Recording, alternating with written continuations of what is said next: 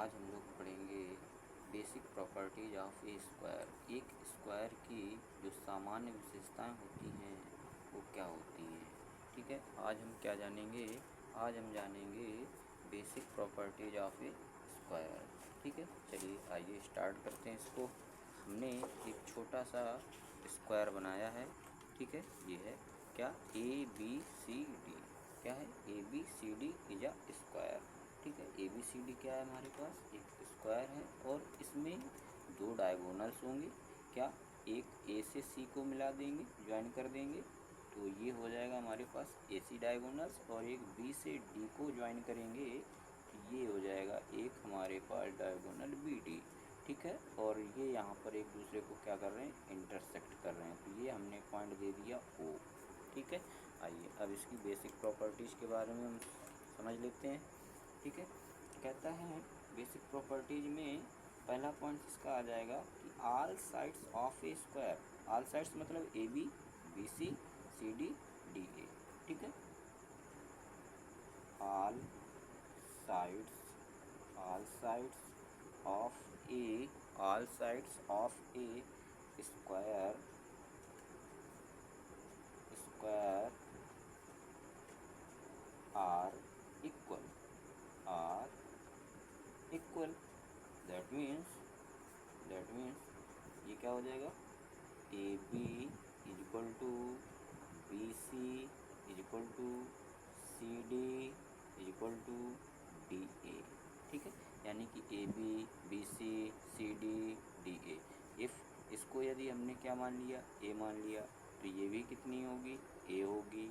ठीक है, ये भी कितनी होगी, ए होगी, और ये भी आपकी ए ही होगी। ठीक है, चलिए आगे बात करते हैं हम लोग अगली प्रॉपर्टीज़ की। सेकेंड प्रॉपर्टीज, अपोजिट साइड्स,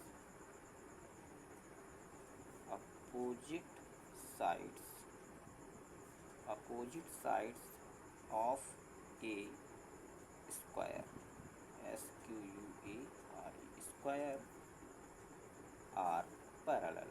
कैसी होती हैं, पैरेलल होती हैं। कैसी होती हैं, पैरेलल होती हैं। ठीक है, पैरेलल होती हैं। आइए, दैट मीन्स इसका क्या मतलब है भाई, इसका मतलब ये है कि ए बी जो है वो डी सी के पैरेलल होगी, डी सी के पैरेलल होगी, एंड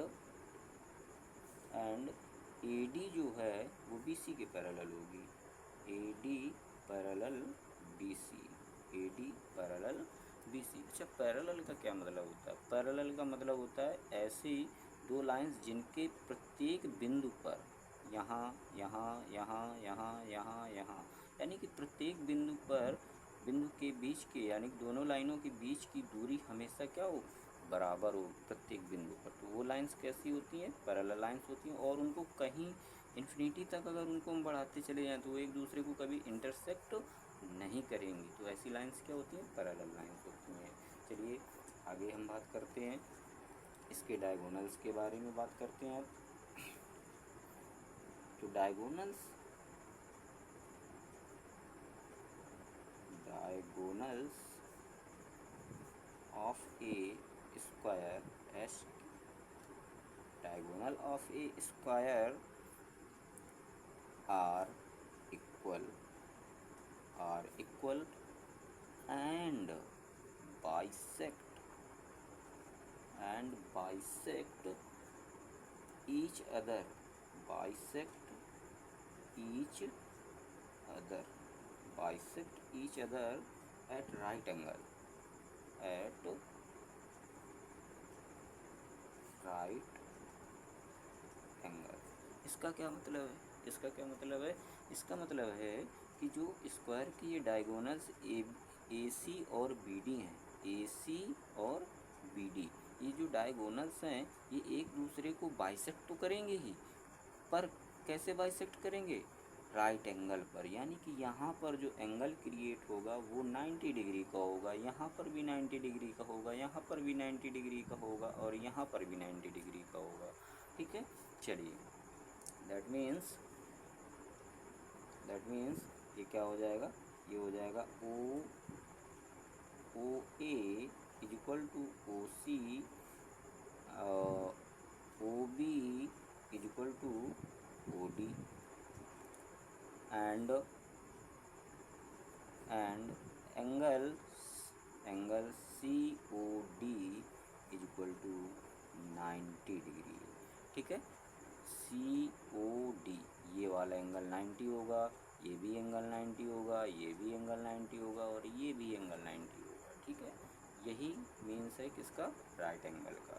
ठीक है, चलिए आगे देखते हैं, इसके कुछ फार्मूलाज पढ़ लेते हैं हम लोग। Area of square, area of a square, area of a square is equal to क्या होता है भाई, ये होता है साइड स्क्वायर। क्या होता है, साइड स्क्वायर। ठीक है, दूसरा फॉर्मूला इसका, अगला नेक्स्ट फॉर्मूला हम लोग इसका क्या हो, पेरीमीटर, पेरीमीटर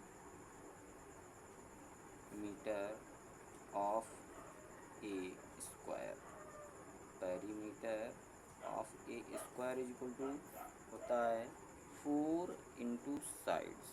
अच्छा, पेरीमीटर क्या होता है, किसी भी आकृति या आकृति का हमें पेरीमीटर निकालना है, किसी भी शेप का यदि पेरीमीटर निकालना है तो हम क्या करते हैं, sum of all sides, sum of all sides, उसकी सभी साइड्स को हम क्या कर देते हैं, ऐड कर देते हैं। क्या कर देते हैं, ऐड कर देते हैं, तो उसका क्या निकल आता है, पेरीमीटर निकल आता है। ठीक है, अब next formula, diagonals of square, diagonal of a square, diagonal of a square ये क्या होता है, ये होता है साइड रूट 2। क्या होता है, साइड रूट 2। ठीक है, साइड रूट 2 होता है। फिर नेक्स्ट क्या है, यदि मान लीजिए कि हमको इसका डायगोनल दिया है, स्क्वायर का क्या दिया है, डायगोनल दिया है, उस कंडीशन में हमसे एरिया पूछता है। ठीक है,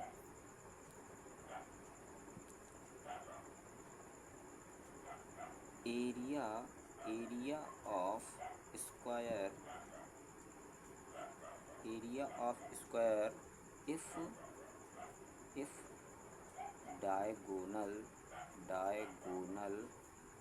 इज गिवन, यदि हमें डायगोनल दिया है तो उस कंडीशन में एरिया क्या होता है, उस कंडीशन में एरिया बनेगा जाके 1/2 इंटू डायगोनल्स का स्क्वायर, डायगोनल का स्क्वायर क्या बन जाएगा, डायगोनल का स्क्वायर बन जाएगा। ठीक है,